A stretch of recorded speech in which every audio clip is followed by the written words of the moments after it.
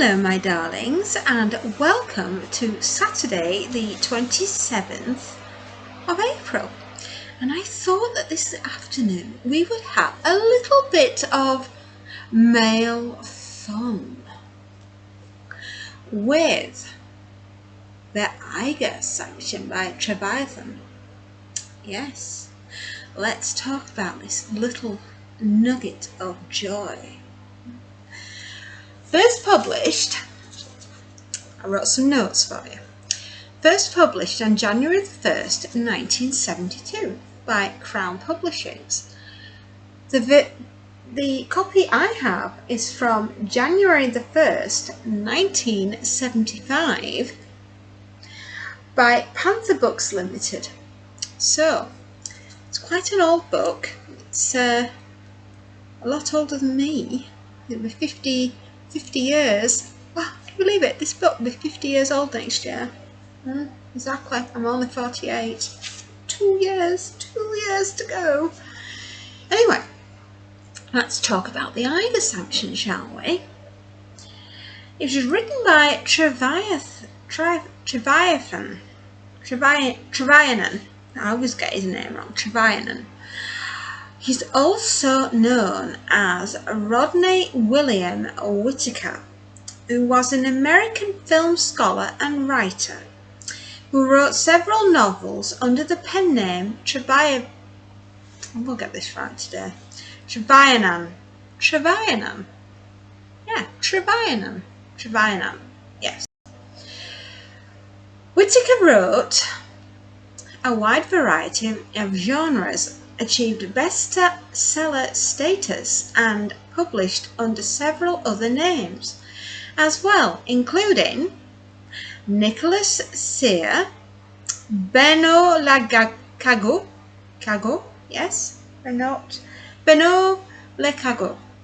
and Eduardo Moran. Yeah.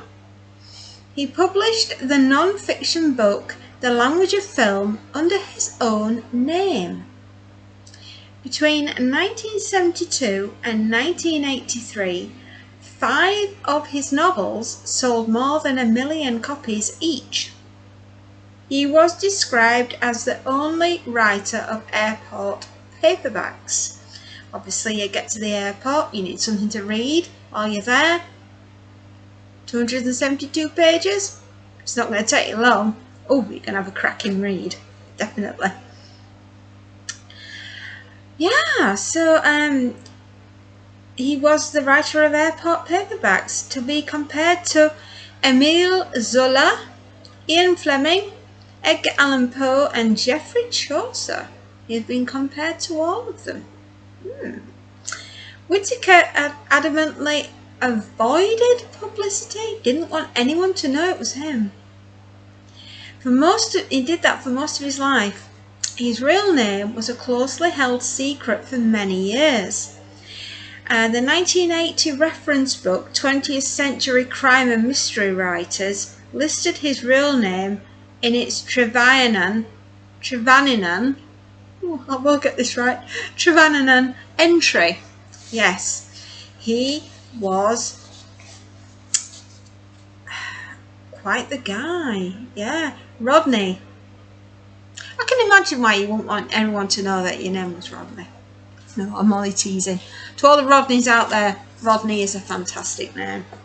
Anyway, let's get on with the plot of the story. So that was a little bit about Rodney William Whitaker, also known as Trevanian. I will get it right one day. We start the story on the boulevard of St. Laurent. It has been raining earlier and the rain puddles are still present. The C2 operative, named Wormwood, swallows a piece of bubblegum with a microfilm attached to it. Oh, the poor love. He is promptly smacked over the back of the head and his skull's crushed in. His throat gets slit and then they tear open his stomach to retrieve the microfilm. At this point, Wormwood dies. Well, if that didn't do it, I don't know what would. exactly. So we skip to the 2nd of June. We meet our main protagonist, Jonathan Hemlock. He's an art teacher at a university. He's around 37 years old, and he's not too shabby, girls. Yeah, he keeps fit and healthy by climbing for a hobby. He makes a modest sum as a teacher, but what he makes teaching doesn't cover his more extravagant habits and tastes. No. He is renovating a Gothic church in Long Island.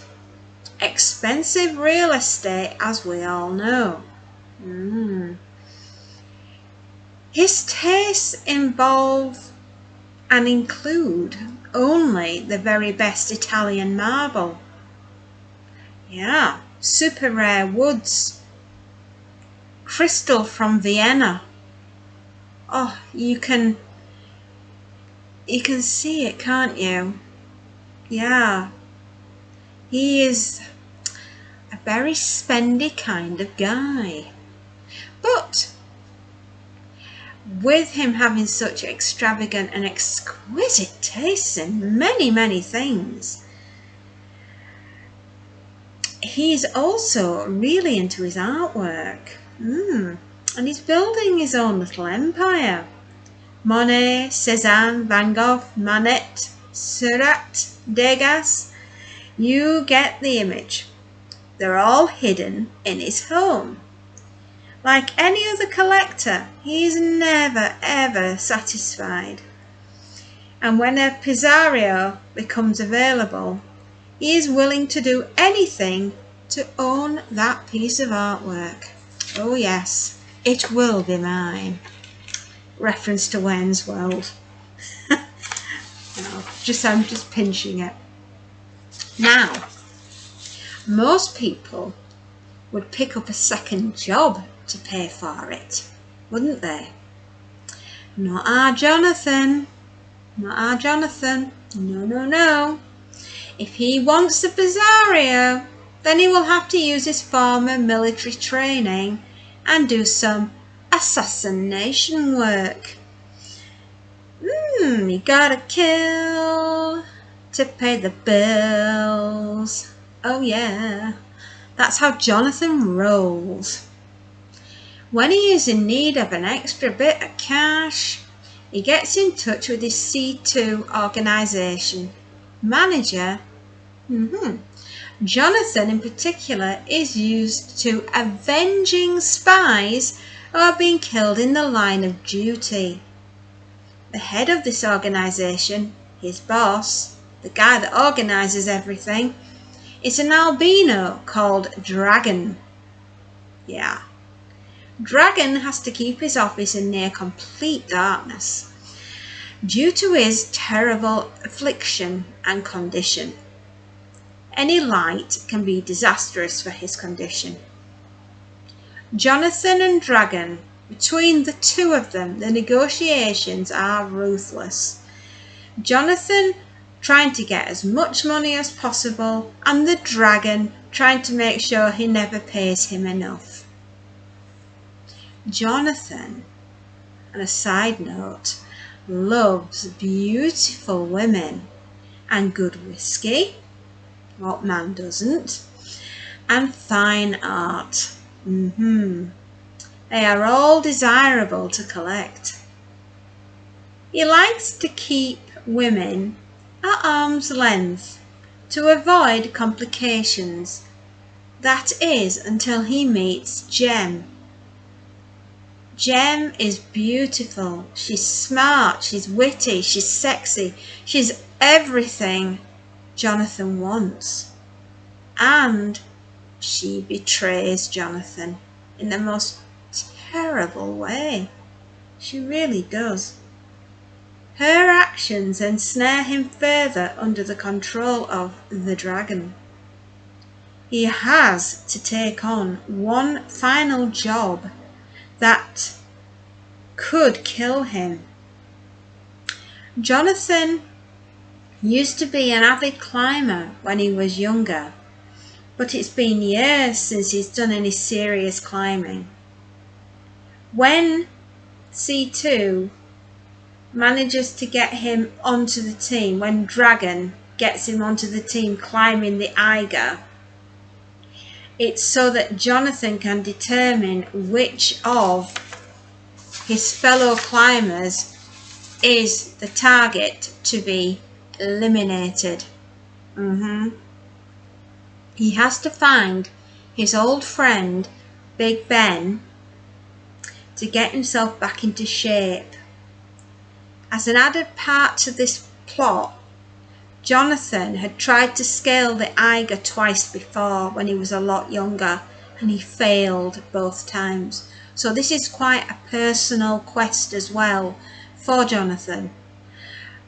I think he just needs to conquer the Eiger, don't you? Well, while training, Jonathan runs into an old friend, Miles Mello. Now, is he a friend or a fiend? We'll have to find out. Miles, you see, betrayed Jonathan's best friend, Henri. Miles is tall, he's very brilliant, he's physically at his peak. Miles pulls off his epic homosexuality with such style that normal men don't recognise it, worldly men don't mind it, and girls, well, they're just attracted to Miles for whatever reason they are. And his reaction to all of the girls is to treat them as amusing, glamorous maiden aunts visiting relatives. Miles knows Jonathan is not going to let bygones be bygones because of what he did to Henri. And we are beginning to see the struggle to see who can get the upper hand long enough to survive, because of what's gone on. One is going to kill the other without a doubt. I would say that this book, for me, it's a guilty pleasure. It really is. So definitely a male adventure story. But you've got to remember it's a novel of its time because it is written in the 1970s. And it has quite a lot of naughty scenes and plenty of action, if you know what I mean. It's delicious satire, most definitely. It has elements of Austin Powers. You can see where I'm going with this, can't you guys? You really can.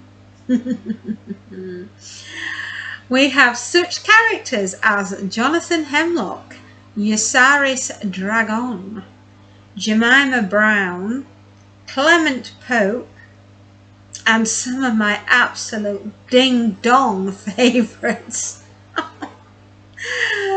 Felicity Arse, pronounced Arse, Randy Knickers, and the best one yet, Cherry Pitt.